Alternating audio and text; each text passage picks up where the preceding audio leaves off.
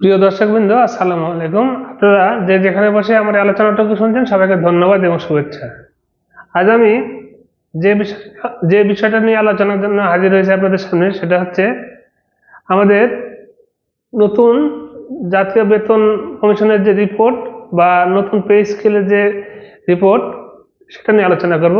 আমি আজকে আমার আলোচনার যে ক্যাপশন রেখেছি সেটার নাম হচ্ছে আমাদের নতুন পে স্কেল আইসিইউতে চলে গেছে, অর্থাৎ নতুন পে স্কেল আইসিইউতে। কেন আমি কথাটা বলতেছি আমি ব্যাখ্যা করতেছি। গতকাল পে কমিশন প্রধানের সাথে সচিবদের 5 ঘন্টা ব্যাপী ম্যারাথন একটি মিটিং হয়েছে। মিটিংয়ে অনেকগুলো বিষয় সামনে আসছে, অনেকগুলো বিষয় আসেনি। তো মূল যে বিষয়টা সামনে আসছে সেটা হচ্ছে পে কমিশনের প্রধানকে বা পে কমিশনকে সচিবরা বেশ কিছু ইনপুট দিয়েছে। সেই ইনপুটগুলো তারা আবার পে কমিশনে অ্যাড করে তারা আবার একটি পূর্ণসভা মিটিং করবে, একটা মিটিং করবে সোজা কথায়। মিটিং করার পর তারপরে মিটিং এর পরে এটি আবার এক করা হবে, অর্থাৎ মিটিং এর পরে এটি মোটামুটি একটা খসড়া বা মোটামুটি চূড়ান্ত প্রিকশন রিপোর্ট প্রস্তুত করা হবে। এখন তো এই বিষয়টা নিয়ে আমাদের অনেক অনলাইন পোর্টালগুলো বিভিন্নভাবে প্রকাশ করতেছে যে 3 ধাপে পে স্কেল বাস্তবায়িত হবে। মানে ধোকাবাজির কত প্রকার কি কি আমাদের দেশের অনলাইন পোর্টালগুলো যে কি পরিমাণ ভিউ ব্যবসা করতেছে, রিপোর্ট দিবে এটা বলা বাদ দিয়ে তারা বলছে বাস্তবায়িত হবে 3 ধাপে। ভাই, এটা বাস্তবায়িত হওয়ার কথা এখন কোনো বিষয় আসেনি। যেখানে বলা হয়েছে 3 ধাপে এই রিপোর্ট পর্যালোচনা হবে, 3 ধাপে রিপোর্ট পাস হবে। পে স্কেল বাস্তবায়নের কথা বলা হয়নি। পে স্কেল বাস্তবায়ন কোনটাকে বলে? পে স্কেল বাস্তবায়নটাকে এটা কর্মকর্তা কর্মচারী কিভাবে এর বেনিফিট হবে সেটাকে বলা হয় বাস্তবায়িত করা।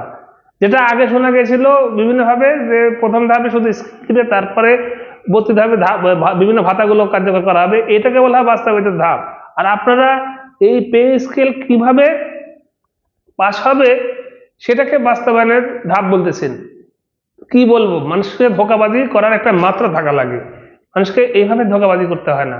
তো আমি যেটা নিয়ে আলোচনা করতেছিলাম যে আমাদের নতুন বেতন আসলে আইসিইউতে চলে গেছে।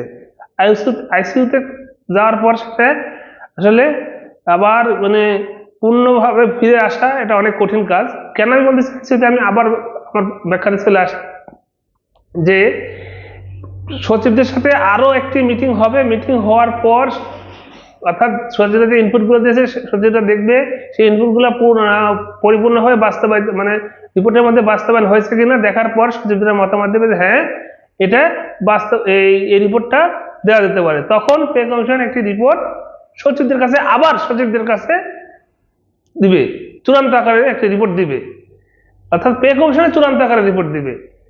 সচিবরা তখন এটি নিয়ে চুলচেরা বিশ্লেষণ করে তাদের স্বার্থ সংরক্ষিত আছে কিনা সেটা আবার দেখে সচিবরা এটা কি করবে, পাস করবে। তাহলে একটা ধাপ গেল, রিপোর্ট জমা দেয় সচিবদের কাছে, পরিপূর্ণ রিপোর্ট খসড়া আকারে বলেন না চূড়ান্ত আকারে বলেন, একটা রিপোর্ট তাদের কাজ শেষ। রিপোর্ট জমা দিলে তাদের কাজ শেষ, তাদের তখন আর কর্তৃত্ব থাকবে না। তো পে কমিশন একটি পূর্ণাঙ্গ রিপোর্ট সচিবদের কাছে জমা দিবে। সচিবরা এটা চুলচেরা বিশ্লেষণ করে দেখবে তাদের স্বার্থ পুরোপুরি সংরক্ষিত হচ্ছে কিনা দেখার পর তারা এটা পাস করবে।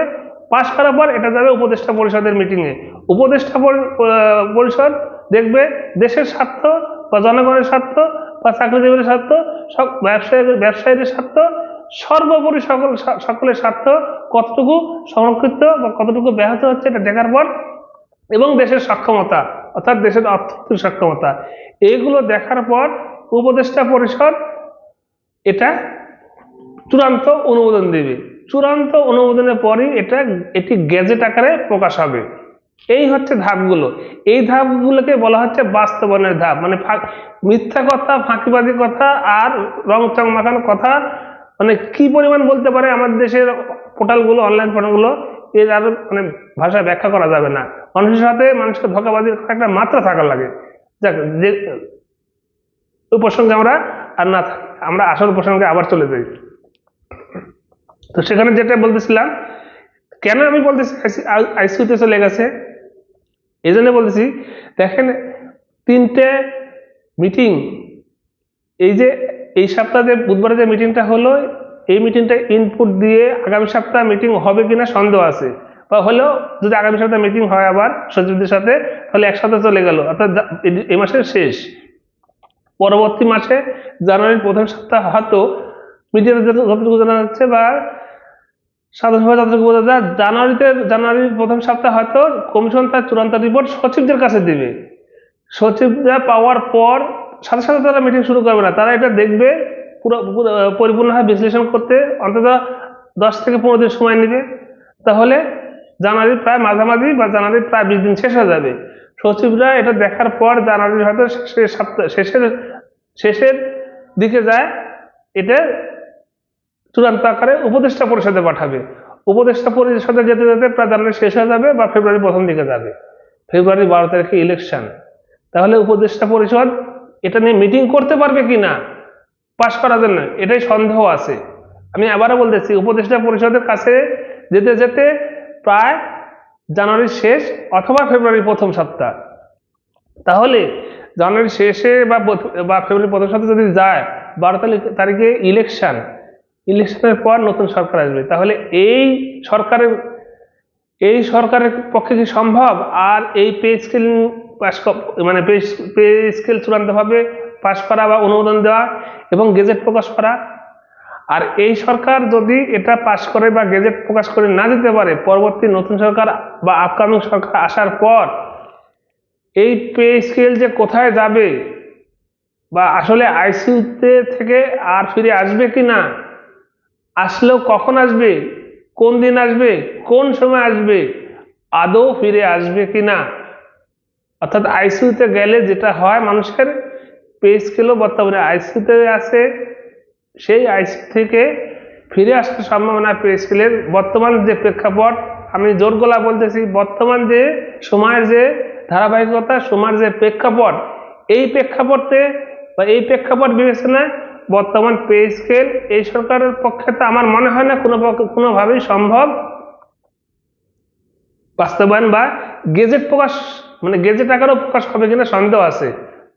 90% সম্ভাবনা নাই এই সরকার এই পে স্কেল বাস্তবায়ন তো দূরে থাকে, এই পে স্কেল গেজেট প্রকাশ করতে পারবে কিনা সন্দেহ আছে। এই সরকারের ঢিলেমি, এই সরকারের আসলে কি করে, কোন ভাষায় কাজ করে, কিভাবে করে, আল্লাহ মানে স্বয়ং সৃষ্টিকর্তা ছাড়া কেউ বলতে পারবে না। সরকার প্রথম থেকে পে স্কেলের বিষয়ে মানে পে স্কেলটা দিয়ে গঠন করে এখন বোঝা যাচ্ছে এটা ছিল তাদের একটা চাতুরতা। এই চাতুরতা দেখায় সাধারণ সরকারি বা জাতীয় স্কেলে অন্তর্ভুক্ত কর্মকর্তা কর্মচারীদের একটি আশার বাণী দেখায় তাদের এই সময়টা পার করলো তারা। কারণ তারা যদি বিভিন্নভাবে অন্যান্য দিক দিয়ে অন্য কোনো সুযোগ চাপ প্রয়োগ করে, এই চাপ থেকে বাঁচতে তারা এই পে কমিশনের নাটকটা করছে তারা। কারণ তারা শেষের দিকে এসে কিন্তু বলছে যে আমরা এটাই সকল কার্যক্রম রেডি করে দেবো, পরবর্তী সরকার সে বাস্তবায়িত করবে। সকল কার্যক্রম বলতে তারা এখন তো দেখা যাচ্ছে তারা গেজেটটাও পাশ করে যাবে না, বা গেজেট পাশ করার সময় হয়তো বা তারা পাবে না, না পাওয়ার কারণে তারা হয়তো ওইভাবে রেখে যাবে, পরবর্তী সরকার এসে একে আর আইসিইউ থেকে আর ফিরে আনবে না, ওখানে এর ইতি টানবে। পরবর্তীতে তারা আজকাল পরশু করতে করতে 2-4 বছর সময় অতিবাহিত করবে, বা আদৌ তাদের কি করবে আল্লাহ মানে সৃষ্টিকর্তা বলতে পারবে না। এর আগে, কারণ আমি চাতুরতা কেন বলতেছি, এর আগে যখন যে কোনো পেশাজীবী যখনই সরকারের কাছে কোনো আবদার বা আবেদন নিয়ে গেছে, তখন তারা একটি কথাই বলছে সবসময় যে সামনে নতুন পে স্কেল আসছে, পে স্কেল বাস্তবায়ন নিয়ে আমরা ব্যস্ত আছি, পে স্কেল বাস্তবায়নে অর্থ সংস্থান নিয়ে আমরা ব্যস্ত আছি, অতএব এখন আপনাদের এই বিষয়টা নিয়ে আমরা হাত দিতে পারবো না, কারণ এটাতে হাত দিতে গেলে পে স্কেল বাস্তবায়নে সমস্যা দেখা দিবে। তো এখন নতুন পে স্কেলও বাস্তবায়ন তারা করে যাচ্ছে না বা করতে পারতেছে না। তাহলে কি এটা তাদের চাতুরতা বলা ছাড়া অন্য কিছু বলার আর ভাষা আছে? অর্থাৎ তাদের ক্ষমতা নাই, অযথা মানুষের সাথে এই যে 15-20 লক্ষ কর্মকর্তা কর্মচারীর সাথে তারা ছলনা করে সময়টা পার করলো, আর যাওয়ার সময় পে স্কেলকে আইসিইউতে রেখে যাচ্ছে। পরবর্তীতে এই আইসিইউ থেকে আসলে ফেরত আইসিইউতে গেলে সাধারণ মানুষের কথা যেটা বলা যায়, আইসিইউতে গেলে সাধারণত মানুষ ফিরে আসার সম্ভাবনা কমে যায়। ঠিক পে স্কেলের অবস্থাও ঠিক একই অবস্থা হবে। পে স্কেলও আইসিইউ থেকে ফিরে আসবে কিনা আসলে তা ভবিষ্যতেই বলে দিবে। তবে আমার ধারণা, এবং আমার সাথে আপনারা মনে একমত হবেন, যে অবস্থা, যে কার্যক্রম এখনো বাকি আছে, এই সকল কার্যক্রমের থেকে আগাম বলাই যায় যে আসলে এখান থেকে ফিরে আসার সম্ভাবনা খুব কম। এখন এটা আমাদের ভাগ্য বা এটা আমাদের নিয়তি বলে ভেবে নেওয়া ছাড়া এবং আগামী দিনে অপেক্ষা করা ছাড়া আর আমাদের বেশি কিছু করার নাই। তো আমার কথাগুলো যদি ভালো লাগে, আমার ব্যাখ্যাগুলো যদি ভালো লাগে, আমার সাথে থাকবেন, আমার চ্যানেলটাকে সাবস্ক্রাইব করবেন। ধন্যবাদ সবাইকে।